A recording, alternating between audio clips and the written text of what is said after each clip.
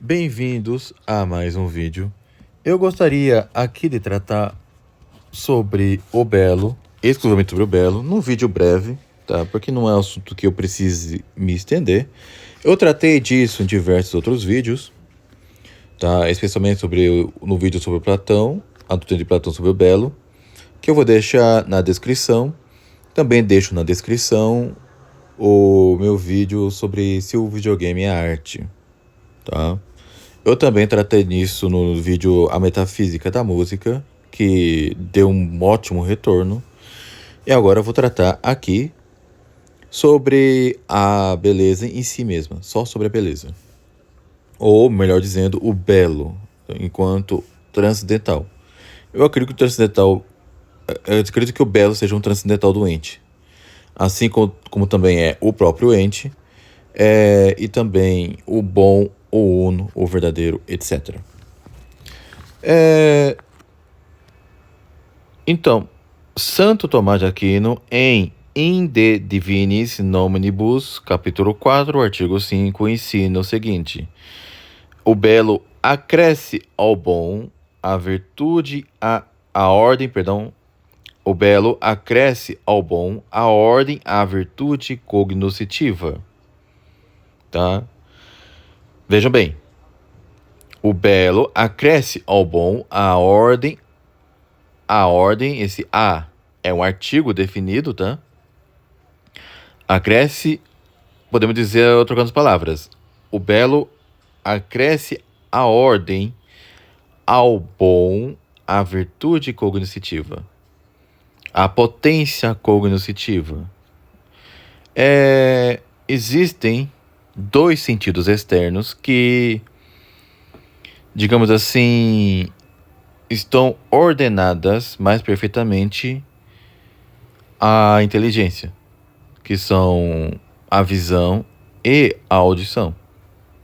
Tá? Nós aprendemos mais pela visão e audição do que por qualquer outro sentido.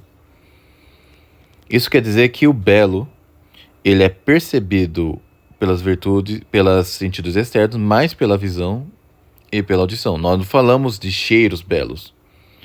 Por mais que algo possa ter o cheiro agradável, um perfume agradável. Mas pensamos em sons belos, em coisas belas pela sua aparência, pela sua figura. Então, podemos dizer que o belo e o bom não se distinguem, tá? Objetivamente falando, no sujeito, na coisa. A distinção será apenas de razão.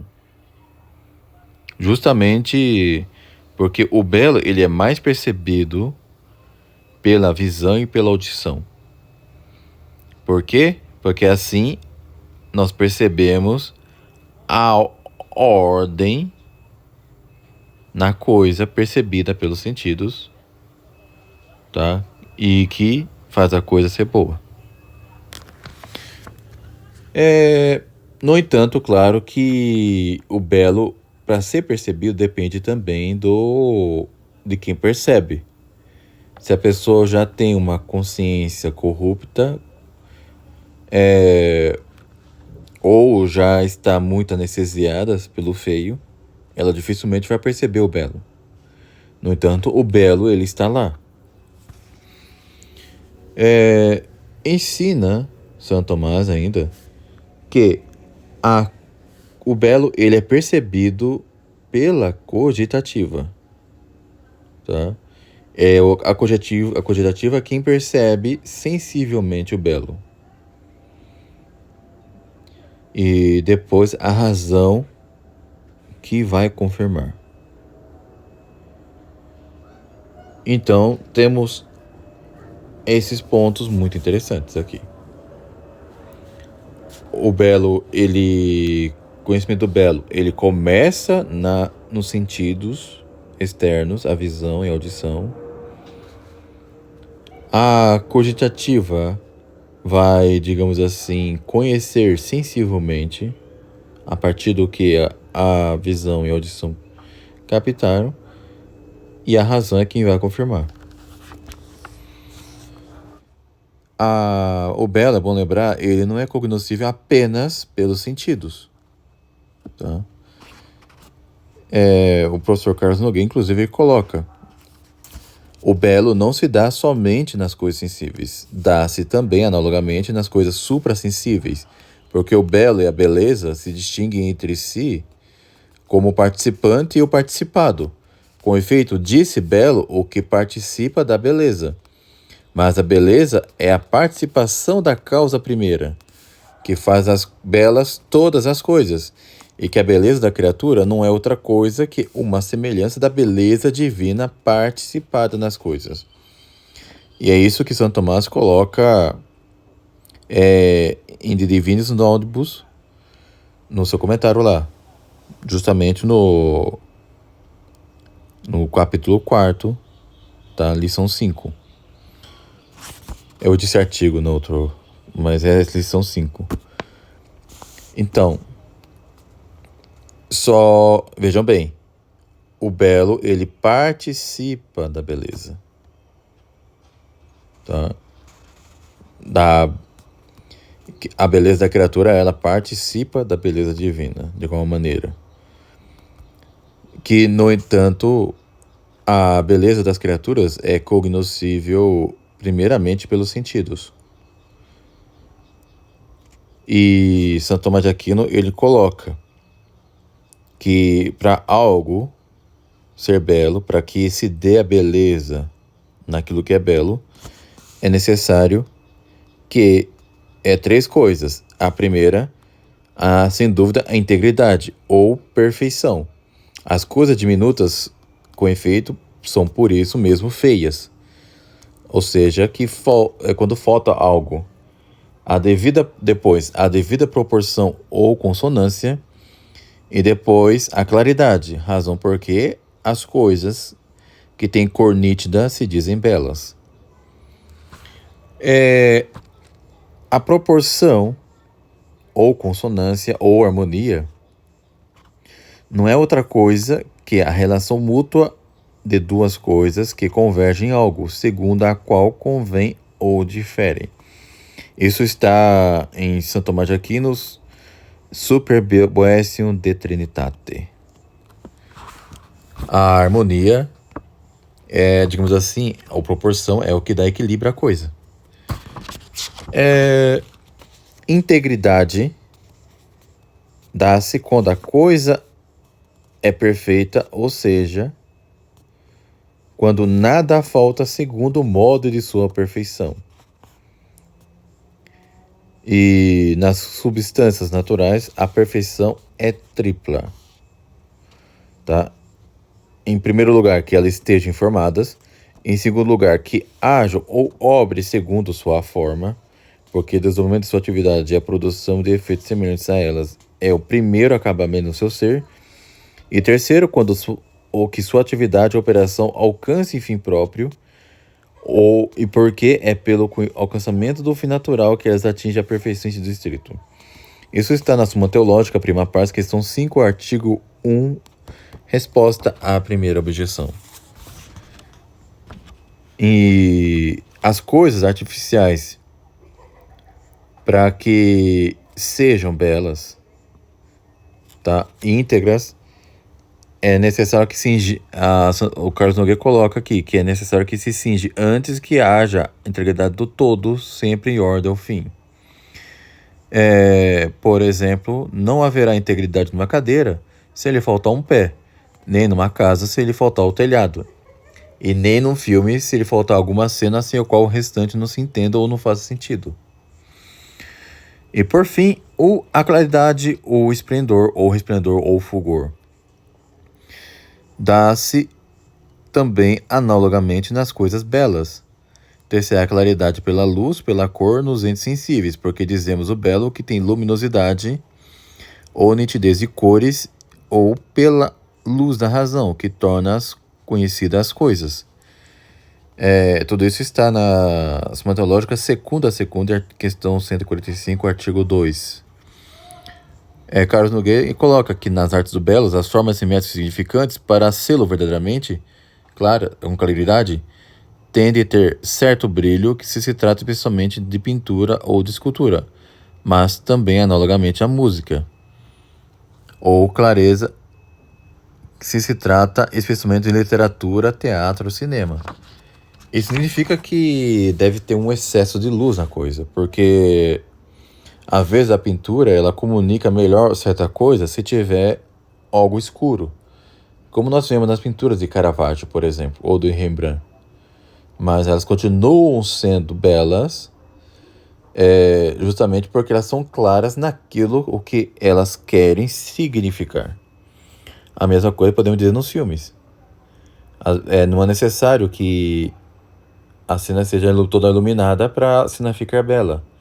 Às vezes ela pode ficar bela e clara, digamos assim, se for evidente o que ela quer comunicar. Então, qual é a conclusão de tudo isso? Afinal, o belo, ele é um transcendental doente, como é o bom, o uno, o verdadeiro, e o próprio ente e outras coisas? A resposta, a meu ver, respondo que sim, tá? Só que, no entanto, enquanto o belo é o mesmo que o bom. Tá? É por isso que acredito que é supérfluo colocar o belo entre o transcendente doente, sendo que é a mesma coisa que o bom. Por quê? Santo Tomás responde isso na primeira questão, da primeira parte, questão 5, artigo 4, resposta à primeira objeção. O belo e o bom são, sem dúvida, o mesmo no sujeito, porque se fundam sobre a mesma coisa, a saber, sobre a forma. E por isso, o bem é louvado como belo, mas difere na razão, pois o bom propriamente dito diz respeito ao apetite, motivo porque, com efeito, o bom é o que todas as coisas apetecem, e por isso tem razão de fim, pois o apetite é como um movimento para a coisa, mas o belo diz respeito à virtude cognoscitiva, motivo que, com efeito, se dizem belas as coisas que aprazem a visão ou ouvido. Daí que o belo consista na devida proporção, porque o sentido se deleita nas coisas bem proporcionadas, como nas semelhantes a ele, pois o sentido é certa razão de como toda virtude cognoscitiva, e porque a cognição se faz por assimilação, enquanto a similitude diz respeito à forma. O belo pertence propriamente à razão de causa final. E na prima secunda, questão 27, artigo 1, resposta à terceira objeção, o belo é o mesmo que o bom e só difere na razão. Como, com efeito, o bom é aquilo que todas as coisas apetecem, é da razão de bom que nele se aquieta o apetite. Mas a razão de belo pertence que, por sua apreensão ou cognição, se aquiete o apetite. Daí que, principalmente, digam respeito ao belo os sentidos que são maximamente cognoscitivos, ou seja, a visão e a audição, que servem à razão. Aqui parece muito interessante. O bom é aquilo que apetece à vontade, e o belo, ele apetece aos sentidos mais cognitivos. E o verdadeiro, ele apetece o intelecto. Então, o verdadeiro apetece o intelecto. O intelecto, ele fica satisfeito quando ele alcança a verdade. O bom, ele apetece a vontade, porque o bem é propriamente o objeto da vontade. E o belo, ele apetece os sentidos, porque aquilo que é belo, porque a beleza é o objeto próprio dos sentidos mais cognitivos, a visão e a audição. É por isso que a nossa vista sempre procura coisas belas. Mas vamos continuar. Com efeito, dizemos belas visões e belos sons. Nos sensíveis, porém, dos outros sentidos, não usamos o nome beleza. E com efeito, não dizemos belos sabores ou belos odores. Assim se patenteia que o belo adiciona ao bem certa virtude certa ordem à virtude cognitiva, de modo que se diz bom aquilo que se plitter compraz o apetite. Mas o belo é aquilo cuja mesma apreensão apraz. Então, podemos dizer, tá, que o bom e o belo são a mesma coisa no sujeito, mas diferem-se segundo a razão. Então, creio que isso nos ajude a dar uma luz sobre as coisas. Por exemplo, é por isso que na minha teoria musical eu coloco: a música tanto é mais bela quanto a maior predominância da melodia, que é a parte mais inteligível da música. Mas que, como a melodia também está no som, e os sons são apreendidos pelos sentidos, nós reconhecemos uma música bela a partir do momento que ela é melódica.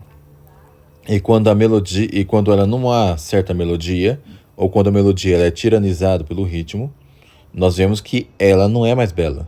Então podemos dizer que o belo, ele apetece a vista e a audição, de maneira análoga ao que o bem apetece à vontade e que a verdade apetece o intelecto.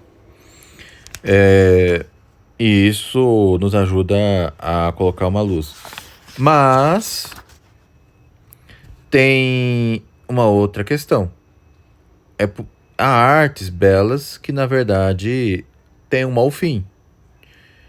Por exemplo, uma pintura que usa da nota do belo, mas para comunicar uma arte erótica. Ou então é uma música que é bela, mas que comunica uma má doutrina. E assim por diante. Mas isso se dá porque a obra de arte do belo, tá, ela não é má em si. Então é possível que se utilize da beleza, tá, daquilo que é bom, para comunicar algo mal. Assim também, como certos sentidos nossos, certas coisas são boas, mas que podem ter má finalidade. Por exemplo, o ato conjugal, ele é bom em si mesmo por gerar vidas, mas ele pode ser utilizado fora de sua ordem para a prática do pecado da fornicação e do adultério. Mas isso não torna o ato em si mal, mas o uso mal. Então é isso, meus amigos. Paro por aqui. Eu espero que tenham gostado desse breve vídeo para esclarecer mais a doutrina do belo. E acredito que está faltando um vídeo sobre isso. Se quiser, podem sugerir mais vídeos. E é isso. Curto, comente, considerem ser membros do canal, considerem ser patrocinadores do canal. Eu vou deixar uma pasta com meus textos exclusivos, inclusive, que serão publicados em PDF, ou pode assinar o Substack por apenas R$10 por mês. Aqui é a partir de R$1,99, é mais barato, tá? E também, para ter acesso ao texto, a partir de R$4,99 vocês podem ter acesso a vídeos exclusivos para membros. E considere me seguir nas redes sociais. Eu voltarei ativa no sábado para interagir com vocês no Instagram e no X, tá? Eu não me agrada o Facebook. Fico por aqui. Fique com Deus e até um próximo vídeo.